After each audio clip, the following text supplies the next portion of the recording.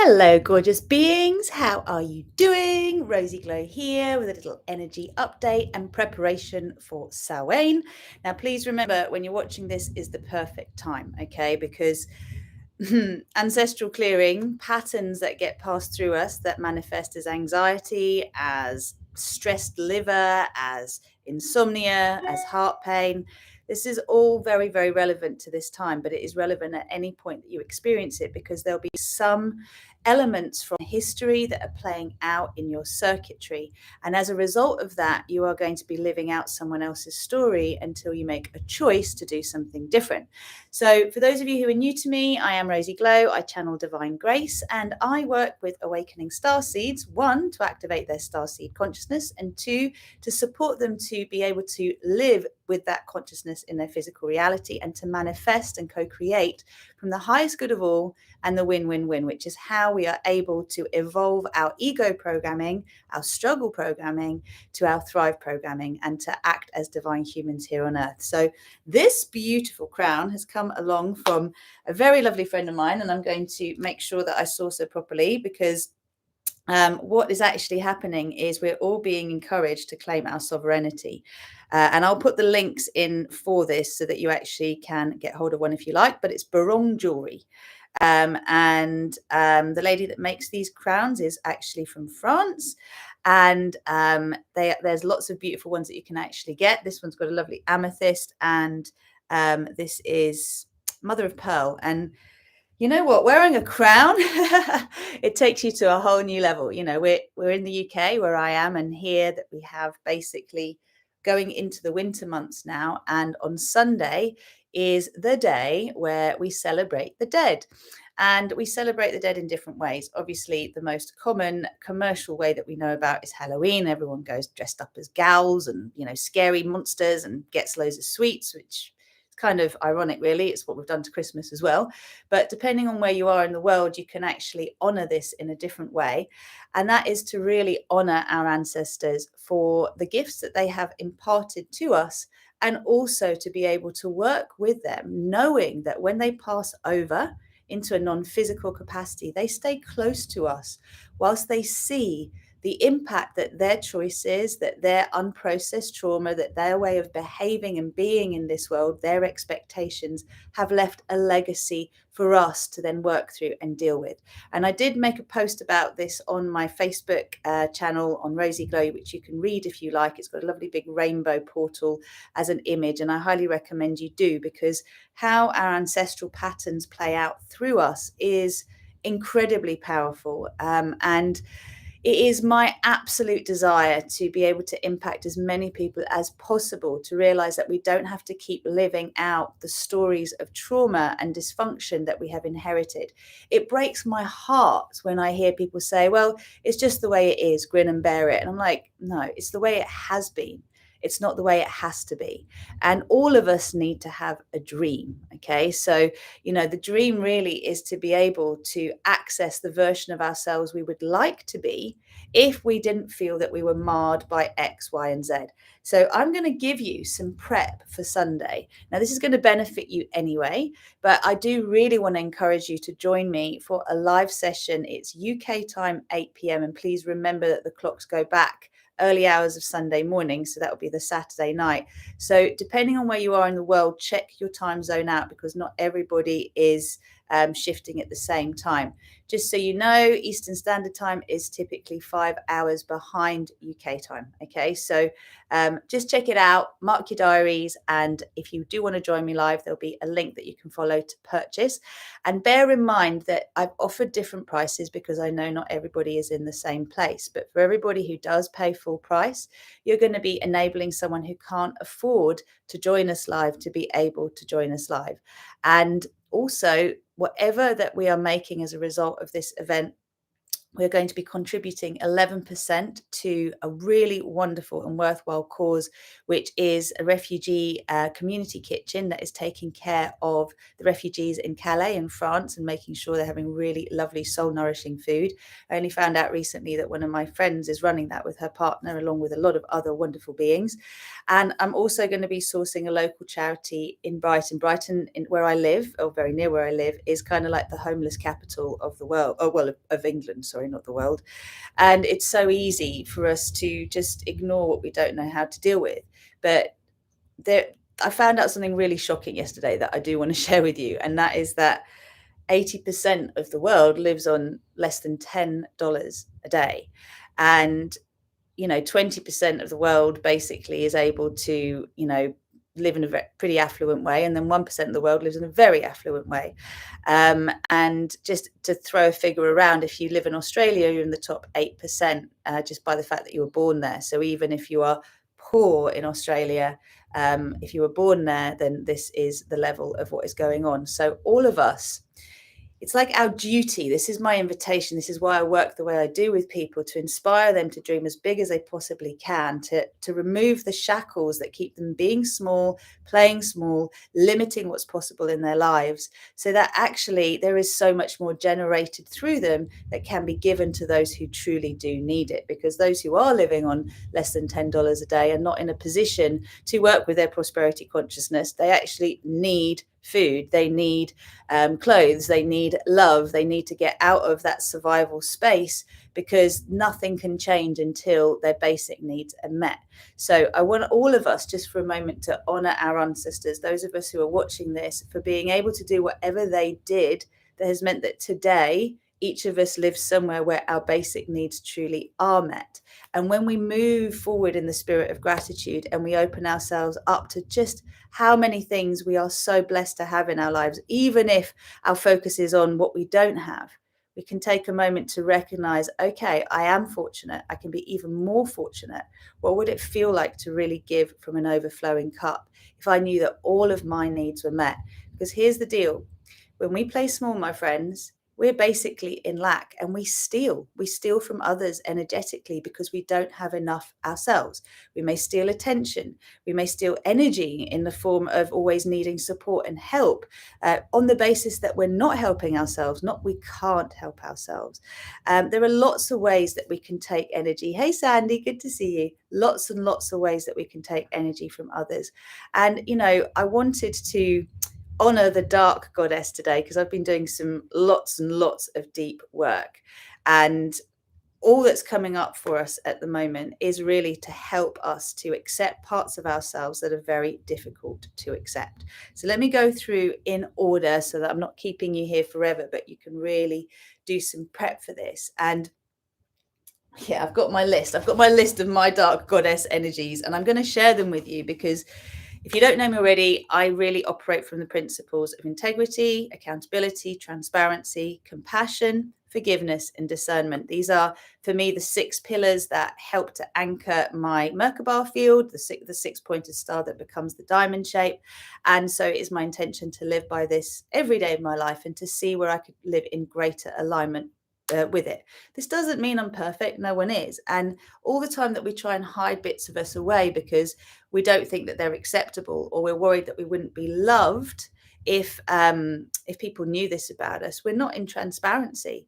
And the world around us, the mainstream world, is full of emotional and psychological abuse. It really is. There's a lot of gaslighting. There's a lot of projecting, because people don't know how to own what is difficult to own. And if each and every one of us does own what is ours to own, what we can own inside of ourselves, we affect everyone. I shared an infogram, a link to an infogram, which basically states that way back in 1400, the estimated world population was just under 500 million. And yet, in order to have had ancestors that were not related to each other, that created us and all the generations back, there would need to have been over 1 billion of them at the time. So that means, the way that the infogram puts it, that we're all related to each other at least twice. which means we're all interconnected in the same way that mycelium, if you haven't seen The Life of Fungi, watch it on Netflix, it's brilliant. But the way mycelium and the crystalline grid is all connecting us up underground, we can do so much to uplift humanity and the planet if we're not so busy constantly going outside of ourselves without having gone inside of ourselves first. It's not either or, it's and this and more. So before I go into the prep that I'm inviting you to explore before we actually get together on Sunday, I wanted just to give you a sense of what we're actually going to be doing. So the veils are thinnest between the worlds, the seen and the unseen world, basically on Halloween or on Samhain, which is the 31st of October. Now, it's easy to party and celebrate in that way. But if you actually engage in a ritual of being willing to connect with your ancestors and really listen to the messages they have for you. I've had my mum on my maternal side and my grandmother on my maternal side around me for the last few months massively, as they've been supporting me to own elements of my being that are difficult to own, that they have passed on to me without intending to because of their unprocessed experiences, which are called trauma, in their own lives. And, part of them ascending in the non-physical world is dependent on us ascending here on earth. So we're actually liberating them. We are honoring them by taking the time to be willing to release patterns that may have served us up till now, but are no longer serving us in the sense that they keep us from thriving, although they do allow us to survive. So all of us need good survival mechanisms. All of us need fear to a degree to keep us from danger. But when we are projecting forward a fearful world constantly because our eyes only see things to be scared of, because we are so conditioned from the unprocessed trauma of the past, we are really limiting our perception of what is possible. And I really want to seed this idea that all of us can connect to the field of infinite possibilities when we drop all the reasons why things have to be the way they are and things can't be any different. Most of us have got some mummy wounds. Most of us have got some daddy wounds. And you know what? They relate to how we perceive the divine, the masculine and the feminine essence of the divine, our ability to receive the nurturing that we want and we so desperately need, and the divine inspiration required to share it with the world. I've got to say, honestly, I'm on my new Mac. I've tried everything I can to silence all the beeps. I just can't do it. It really annoys me. It makes me feel quite useless just to say that, but I've Googled it. I've asked friends. If anyone knows how to silence all the noises, let me know, because it is one of those that takes me out of my center quite quickly. Right, so what did I say? I was going to talk us through how many generations we're going to go through. So what we're planning to do on Sunday is I'm going to ask you some questions to prep for it, but we're going to go back each layer. So we're going to set up the scene of the version of us that we would like to be if we didn't have X, Y, and Z. And I'll go into the questions, as I said. And then we are going to invite every layer of our ancestry as far back as we can go, both from the maternal and the paternal bloodlines, into a space, into a sphere of compassion that we can then love up by releasing the patterns that we still hold in us, that we live out in honor of our ancestors without realizing that we're constantly shooting ourselves in the foot or the knee, or stopping us really being able to live a fulfilling life, because it's a misguided attempt to honor the gifts we were given, even though some of them are best put in the recycling. Okay, you can't keep your house cluttered full of stuff just because someone gave you something once. You have to decide, does this bring me joy? And if it doesn't bring me joy, it needs to go somewhere else, either to someone else that can enjoy it or into the compost, which actually is our earth chakras, because our earth chakras and Mother Earth, they're not worried about whether it's good energy or bad energy. It's just energy, and it can be recycled, and the form of that which we release can be transmuted into a higher frequency. Now, I do want to move out of the idea of good and bad, right and wrong, because this keeps us in a dual nature, in a dual state, and that dual state, wrong phone, sorry, keeps us constantly fighting with ourselves. What is the right thing to do? So if we go back 1, 2, 1, 2, 3, 4, 5, 6, 7, 8, 9, 10, 11, 12, 13. We're going to go back 14 generations, my friends. And that does take us way back to about 1400. And once we've done that, we're intending to go right back to when Atlantis had its fall, when the Lemurian and the Atlantean times basically caused a huge divide in us as humans. The gender wars between the masculine and the feminine began. Prior to this, we didn't even have a concept of war on this planet. And I can't do everything on Halloween or on Samhain, but I'm saving the fact that I'm going to be working with the winter solstice on the 21st of December, which for some of you will be the summer solstice, to work through the dimensions, the 12 dimensions of this universe, and to retrieve aspects of our fragmented soul consciousness that have been left behind in situations that were traumatic, that we've never reclaimed these aspects of our being. So that is going into a whole other level. And it's about us feeling really comfortable to be in the darkness, to find the light in the dark. Now, you see all the peacock feathers around, they're here for a reason. And this is about peacock medicine. I truly believe when you recognize something is not honoring you anymore, that it is a poison to you, then you can transmute that poison into it being a divine nectar by looking for the gold nuggets in the dark.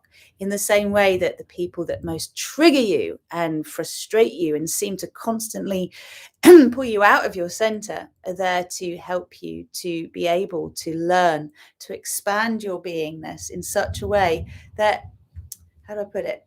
It's not that you don't have boundaries. It's not that you're not selective and discerning. It's that instead of getting into the details and into the power struggles, you're able to look at something and go, oh, look, they're doing that thing again. Here we go. And it is the ability to transmute something that normally would really eat at you, your anxiety, your heart, your liver, your ability to sleep, and just to drop fully into trust and to allow them to have their experience, for you to be able to speak your truth as lovingly as possible. And when your boundaries are pushed, my friends, remember that anger is a very justifiable reaction and response. Like if our boundaries are pushed as they are in the world globally at the moment, then there has to be a counterforce, because that's a violation of our free will. That's a violation of our will, our truth, right? If someone is not respecting it, then that is something that has to be looked at. Now, do they know they're not respecting it? Are they trampling on a beautiful garden because they're unaware that they're trampling on a beautiful garden? There's layers. So if in doubt, it's a little saying that I've got here. Doubt means, where did I write it? Doubt means don't. But I'm going to take that a little bit further. Wherever you have doubt in your life at the moment, where you're not sure what to do, invite divine discernment, invite a divine intervention, invite a miracle, which allows you to shift your perspective. And what that does is helps you to see things in a different way. So you can create the win-win-win. You can learn to open yourself up to maybe be less conditional in the way you show up, to be more aware of your motives in whatever you show up as. Very often, when we look at our shadow elements, we know some of the aspects of our nature that we feel are good actually have, and then this is the judgment, right? We feel are good. You often have a sort of surreptitious or a sort of shadow element, which is all to do again with how we receive love and acceptance. So it's easy to say, if you doubt something, don't do it. But I'm just going to say, if you doubt something, pause, take a moment, step back, and then become curious about it. What is this teaching me? What is it that's difficult for me to face here? What is something that I don't want to own in myself? And then lean into it. So you take the step back, you detach, and then you lean into it. Right, on to the question. So when we gather on Sunday, I would like you to have taken some time to have considered the following. You can write this down. I want to know the me that doesn't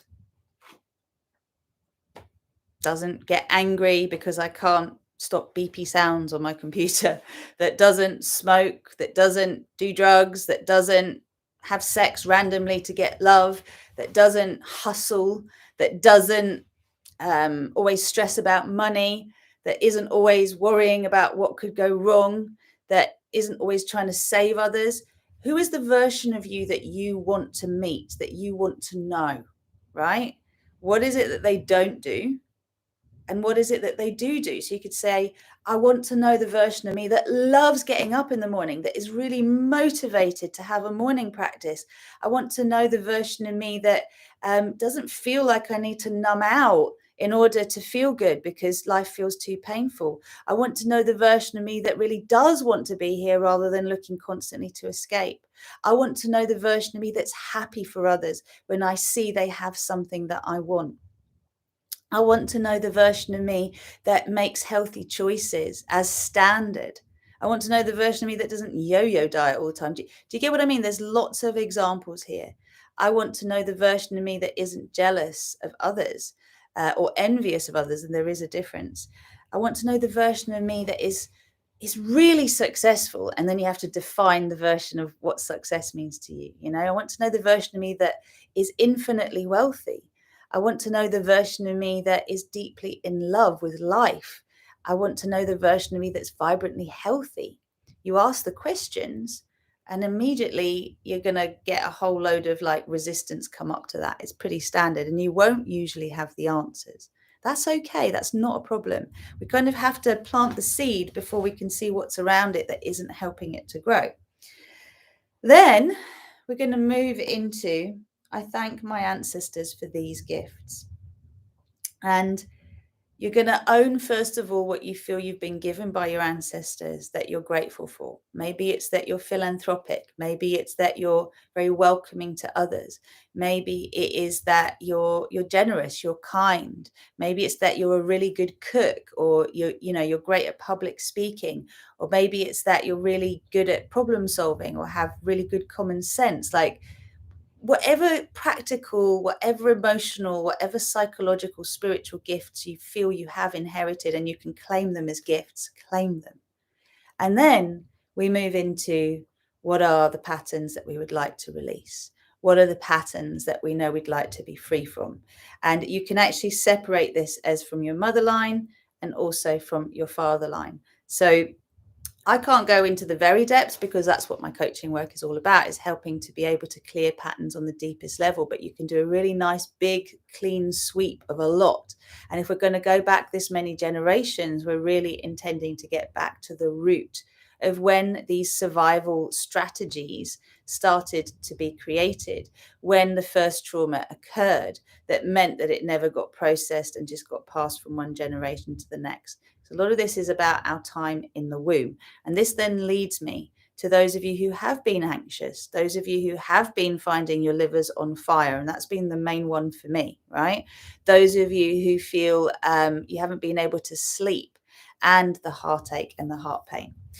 So anxiety, nervous system overdrive, okay? Fight, flight, freeze.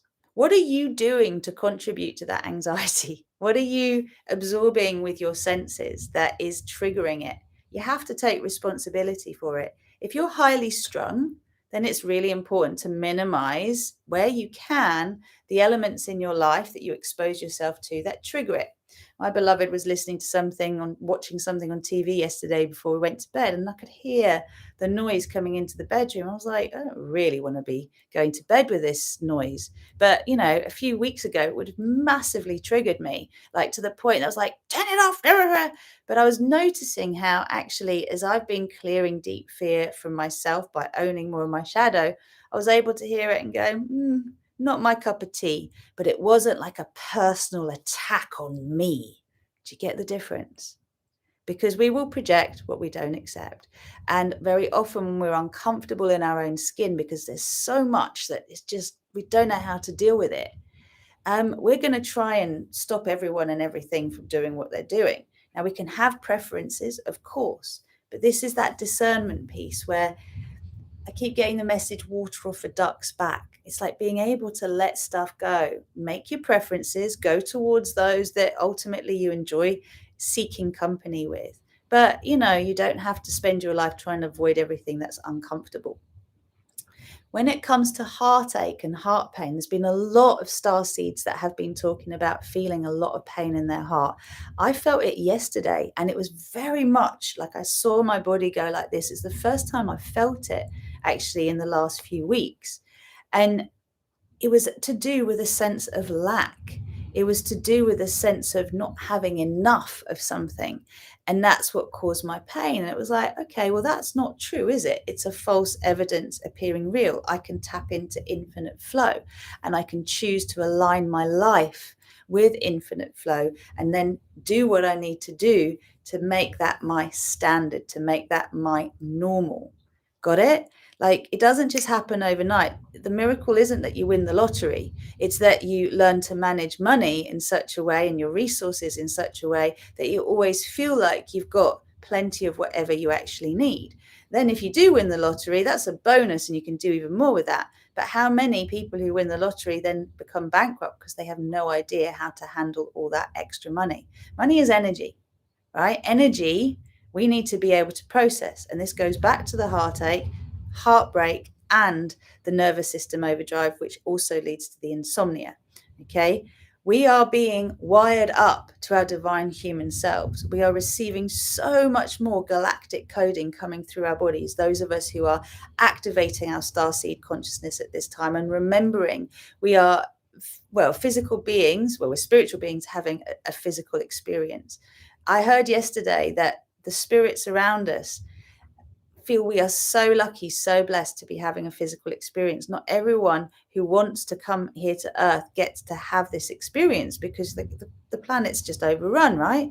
So apparently, and something to think about, a spirit would gladly take the worst day you have ever experienced to feel the embodiment of being in physical form.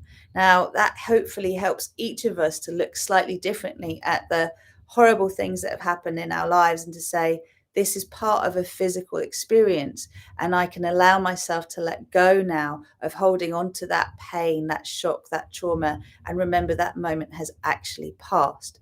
That brings us in. So if you've ever had a Reiki attunement, if you've ever had any kind of healing attunement, you go through levels, right?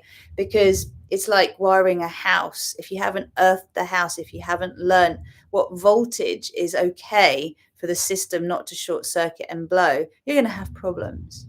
So this is my issue. You know, sometimes people have spontaneous Kundalini awakenings.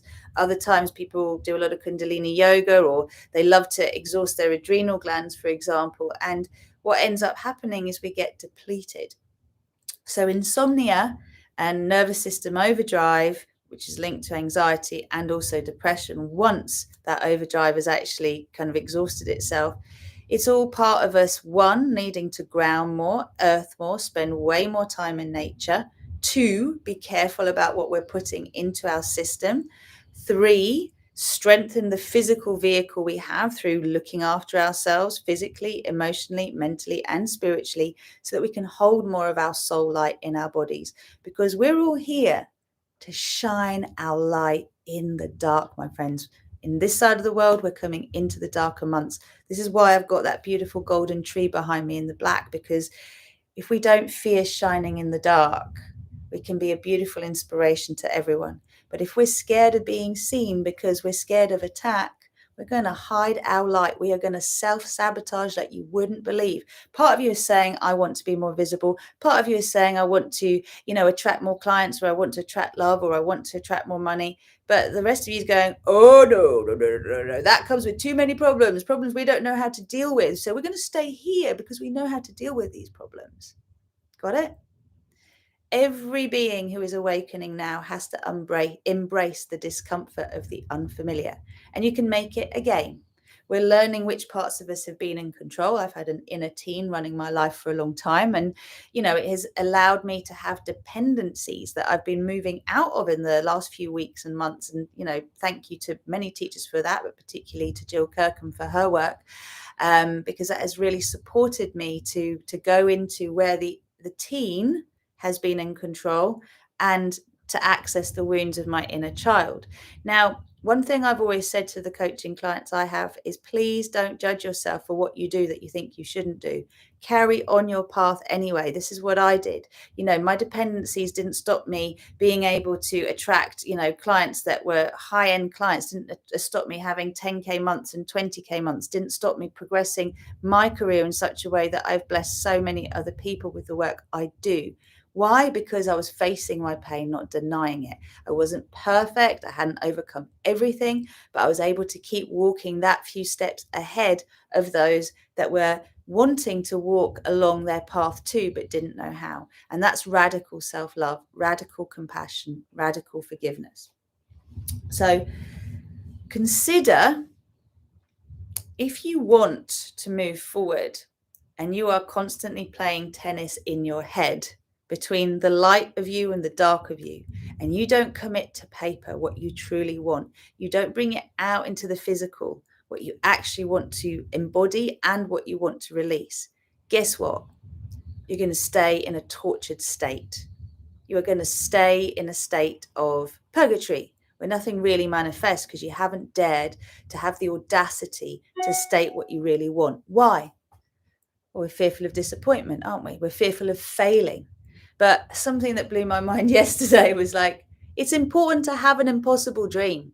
It's important to have a mission that actually you can't accomplish in your lifetime all on your own. It's never going to happen. It's got to motivate you, to drive you forward, to wake up, to have impact, to just be a force for good in this world.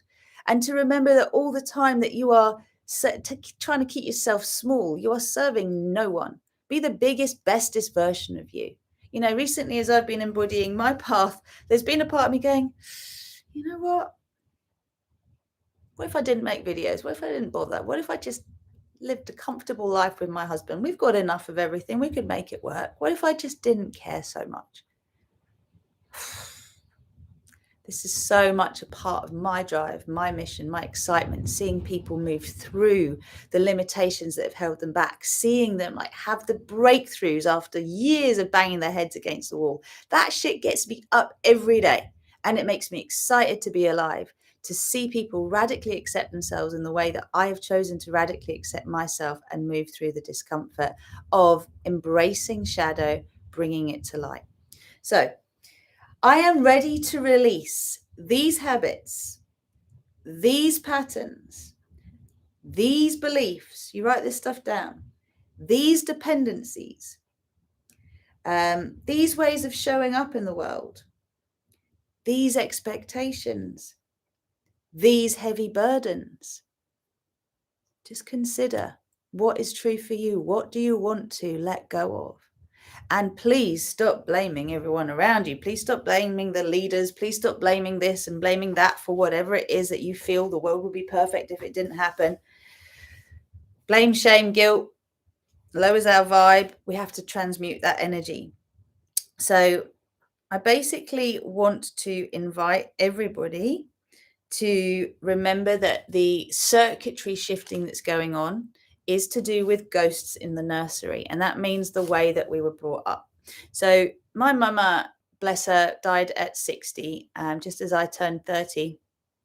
It was a real shock. I didn't really enjoy the idea that I was suddenly the matriarch in my family. And let's just say there wasn't a lot of support above me to help me deal with this, neither for me nor my sister.